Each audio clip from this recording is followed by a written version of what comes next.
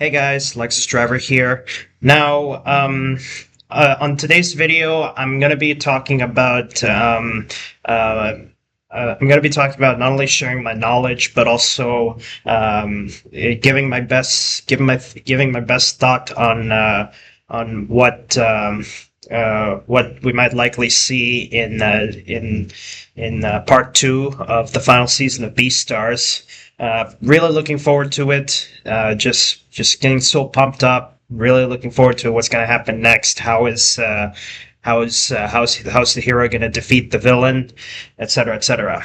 But first, let's turn back the clock. In season one of Beastars,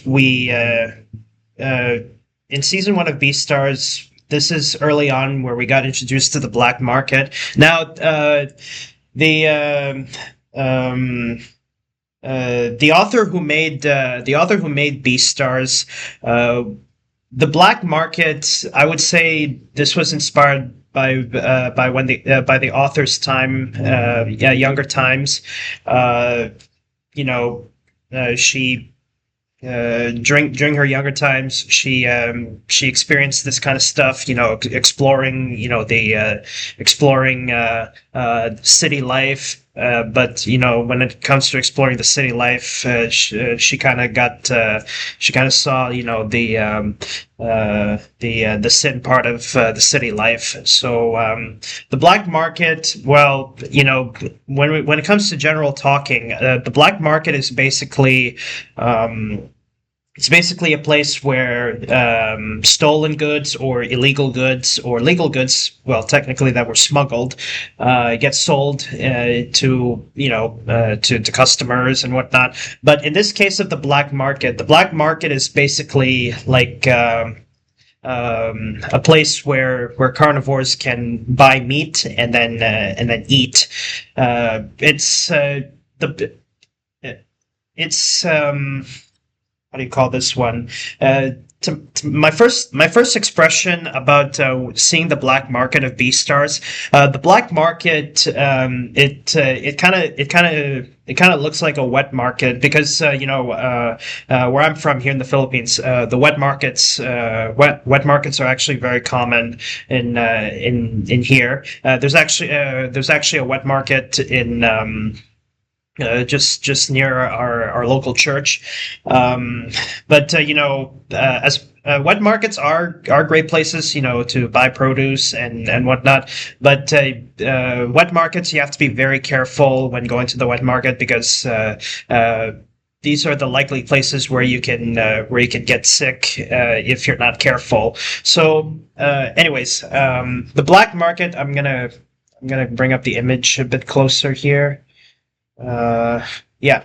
So basically, this is what the black market is. It's a place in the Beastars universe. It's a place where they sell meat for the carnivores because in the Beastars universe, eating an animal is considered an immoral and unethical. So it's like the adult version of Zootopia. As I said in my previous videos when I talk about this kind of stuff, Beastars is like the adult version of Zootopia. In Zootopia you have the prey and the predators, whereas in Beastars you have the herbivores and the carnivores. I'm pretty sure there are omnivores in this film, in this series, but they just don't classify it.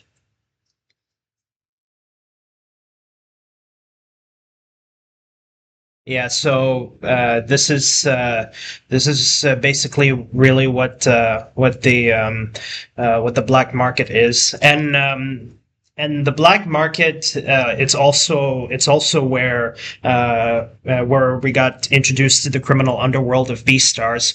The first gang that we got introduced to is the Shishigumi, which is the Yakuza. The Shishigumi, it's just comprised of just lions. But as we got introduced to we get delved further and further into the black market, we got introduced to more gang members. Well, for season three, but I'm going to go in chronological order on this one. So, as I said, the black market is basically a place in the Beastars universe where the carnivores can purchase meat and then eat, and as a way to break away from like letting in their carnivorous act. So yeah, that's basically what the black market is, and uh,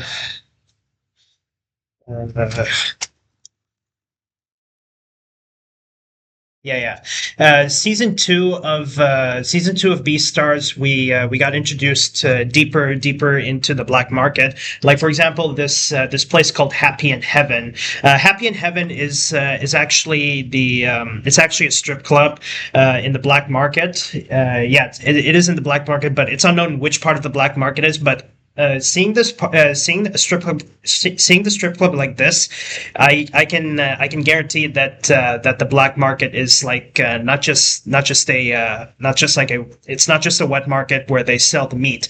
This is much deeper. Likely there's likely a red light district. Now, I think that this strip club I would say it's controlled by the Shishigumi because as I was talking about the Shishigumi, we that's when we got season one of Beastars. We as the story progressed, when we got into the black market, we saw gangs, but well, we did see gangs, but only one. But season three, we got introduced to more. But I'm gonna be talking about the Shishigumi on this one. The Shishigumi are it's an all lion yakuza. And if you can recall, if you recall from the part where Haru got kidnapped. So the episode where Haru got kidnapped, Legoshi realizes she's missing, and then upon realizing she's been kidnapped, he ventures out to look for Haru. Until Go In, the black market doctor, Go In, he jumps in to help out Legoshi save Haru. Now, what's going on? What's going on there is after the Shishigumi kidnapped Haru just so they can get their bon appetit, and they're desperate to make money out of the meat they get. So they kidnapped Haru, and then and what happened next was after Haru got kidnapped, the Oyabun of the Shishigumi, that's equivalent to a Don in the mafia, the Italian mafia, the American mafia, etc., etc. The Shishigumi Oyabun, after telling his men to leave the room, and thus in the room it's just the Oyabun and Haru. What happened next was pretty disturbing, and no matter how many times I watch it, I kind of felt really sick to my stomach, considering how creepy this is and disgusting. The the Shishigumi Oyabun forces Haru to strip against her will, and this is where it gets a bit disturbing. After Haru, after Haru strips in front of the boss, this was mainly for the bon appetit. They want Haru as meat, and then eventually afterwards, at this point, Legoshi and Goen burst into the compound, and Legoshi managed to defeat the boss, get Haru out of there, and then Louis became the new Oyabun of the Shishigumi. So that's season one, and then later on, Legoshi and Haru, they try to make their way back to Cheriton Academy, but unfortunately, number one, they're too far. Number two, it's late at night, and number three, they're pretty tired. So another part where we got delved more, we saw what's called in Japan it's called a love hotel, but for me, generally speaking, they would call it a no-tell motel. Um, so basically, I would think that um, what's this called? Basically, I would think that's where Legoshi and Haru spend the night before they go back to before they go back to Cheriton Academy first thing in the morning. So that part where we saw the No Tell Motel, or also known as the Love Hotel, uh, that to me is a that to me is the is I would say it's likely part of the black market, but I like to call it the red light district. And if you and you know the red light district, I guess hence why it's called red light district. It's a place where a lot of adult venues are there. Um, so yeah. Now, for season one and up to season two, we got to see more of the criminal underworld. Not just for the not just the boarding school, but also the criminal underworld. The first one, we got introduced to the mafia, which is in this case the yakuza, and then number two, the black market. Well, first the black market, then the yakuza and other gangs. Then we got to see the red light district. It likely a black market, but it's likely a red light district.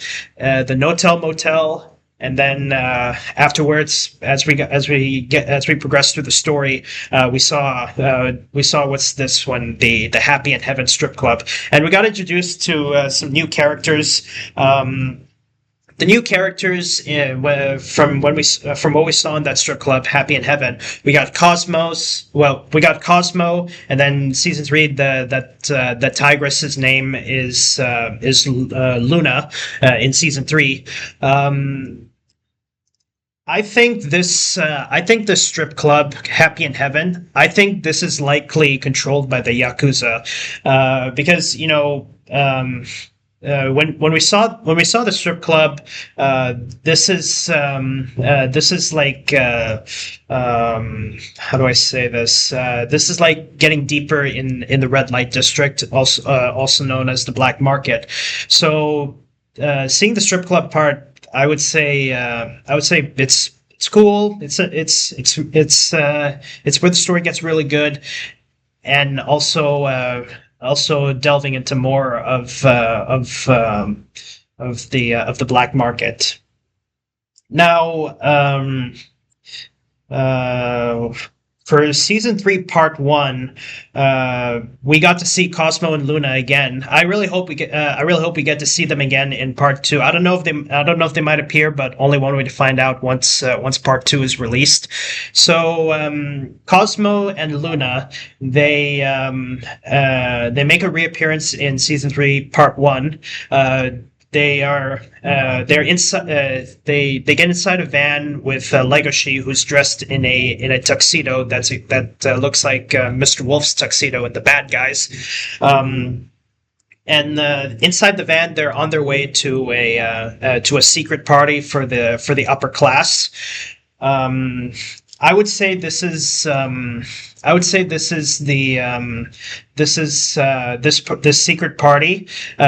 Since Cosmo and Luna are strippers working in Happy in Heaven, they were most likely being paid to work there in the brothel.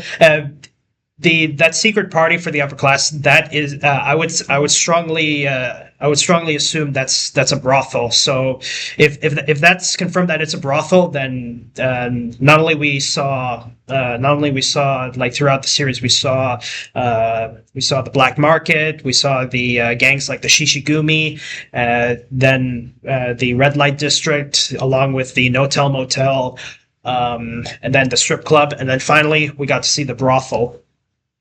And also throughout the black market, from season three and onwards, we got introduced to some new gangs. Although they only appeared for a short period of time, but hopefully we get to see more of them once part two is released. So apologies for the pronunciation for these. I'm doing the best I can. You know, I know this is Japanese. I'm not really a Japanese speaker, but I'll try my best to pronounce these as best I can. So uh, along with the Shishigumi, as of season three, part one, they no longer have operations in the black market. But I think the Shishigumi might get involved in the prize fighting racket. It's strongly likely that we might get to see the prize fighting racket of Beastars season two, season three, part one. But only one way to find out, because the prize fighting racket is another part of the criminal underworld. So, anyways, for the three gangs, along with the Shishigumi, we have three gangs. This one, Madaragumi. Okay, Madaragumi, and then Dokugumi, and then finally the Inarigumi. Okay, so the Madaragami, the Dokugami, and finally the Inarigumi. This gang, the Madaragumi, the Shishigumi, the Madaragumi, and the Dokugumi. These are all male gangs, whereas the Inarigumi, it's an all female gang. And I'm pretty sure that these guys are also yakuzas as well, because you know they are Japanese. This is Japanese after all. So okay, so a full list here: the Shishigumi, the Madaragumi, the Dokugumi, and then finally the Inarigumi. So we got to see a lot of the gangs. We got to see a lot of the gangs in season three, part two. But the most common we got to see the most is the Shishigumi. But hopefully these gangs, the Madaragumi, the Dokugumi, and the Inarigumi, I hope we get to see more of them once season three, part two is released. I think since the Shishigumi are no longer are no longer in the black market, no more influence in the black market. I think the Shishigumi, they're going to be handling prize fighting rackets. I don't know where they're going to be holding the prize fighting rackets, but I hope we get to see the prize fighting racket of Beastars, because Legoshi and Melon, that's the hero and the villain. Legoshi, the hero; Melon, the villain. So, the Shishigumi, when they had Melon as their boss, they really despised Melon. So it's strongly likely that the Shishigumi are going to help Legoshi, because the Shishigumi, they're very loyal to their old boss, Louis. But they really despise Melon. So the Shishigumi, I think they're likely going to be doing the prize fighting racket. If season three, part two, we might get to see we might get to have a prize fighting racket. So we got the Shishigumi and these gangs, the Madaragumi, the Dokugumi, and the Inarigumi. I hope they have a major appearance in season three, part two. My best assumption for these gangs, I think they're going to be placing bets in the prize fighting racket. So the Shishigumi, they're likely going to be doing a prize fighting racket, and then the Madaragumi, the Dokugumi, and the Inarigumi. These gangs are likely they're going to. It's likely that they're going to be placing bets on in the prize fighting racket. So I can imagine how the prize fighting racket's going to go if we get to see if season three, part two, we get to have a prize fighting racket. Legoshi and Melon. Okay, Legoshi and Melon. There's the odds. There's the odds of winning, etc., etc. And also, we might get to see them placing their money. They're placing their bets on who's going to win the fight. But given Melon's infamy there's a strong chance that there's a strong chance they might place their bets on Legoshi. But if they don't know very well about the odds, if they just focus on the odds, they'll likely place bets on Melon. But let's just see how it's going to go once season 3 part 2 is released. And for these characters, Cosmos and Luna, these two characters quit working in Happy in Heaven, working in the Happy in Heaven strip club after what happened, for their own safety. But I really hope we get to see. I really hope we get to see them again in season 3, part 2. It's likely they might start working at the prize fighting racket. It's likely they might start working in the prize fighting racket, just for their own safety. They might, give out cards, making sure, well, whatever that is. But I really hope these two characters, Cosmos and Luna, make a reappearance in season 3, part 2, because I know they're minor characters. Yeah, I know they're minor characters, but I really hope we get to see more of them. Even though they're minor characters, I just wonder what are they doing, after they quit working in Happy in Heaven. But I'm assuming once Melon is defeated, and Melon arrested and imprisoned, it's likely they might come back to working in the strip club. But let's just see how it's going to go. But I'm really excited. Comment down below if you guys are really excited once we get to see what's going on in season 3, part 2 of the final season of Beastars. So yeah, and what else?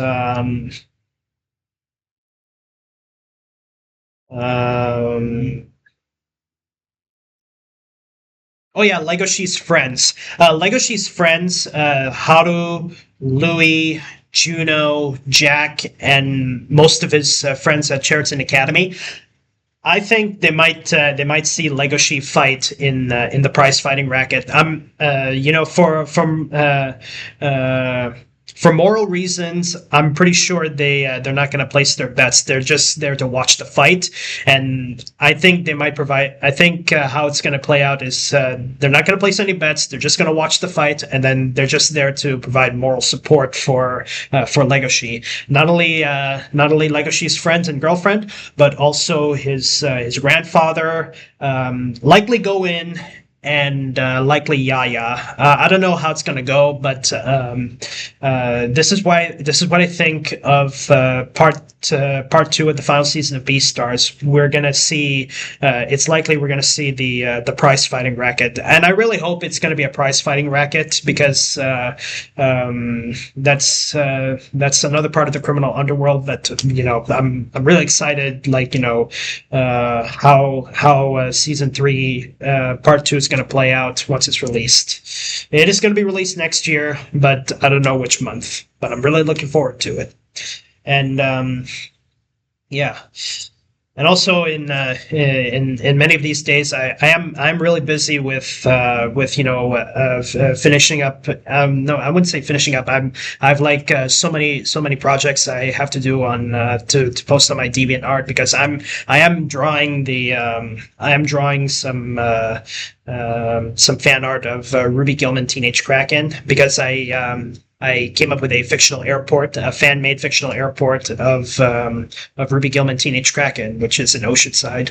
I'm trying to finish that up as best I can, even though there's so much. But stuff like that takes time. So yeah. Anyways, and also I'm doing the best I can to look for my job, to look for a job here, but.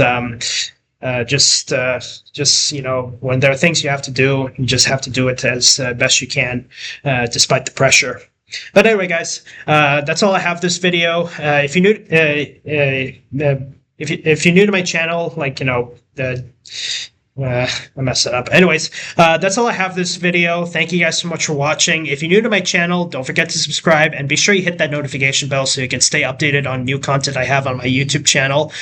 And don't forget to hit that like button so that way I can try and make new content like this. But yeah, anyways, that's all I have for this video. Thank you guys so much for watching, and I'll see you guys in the next video. Bye bye, and have a good day, everybody.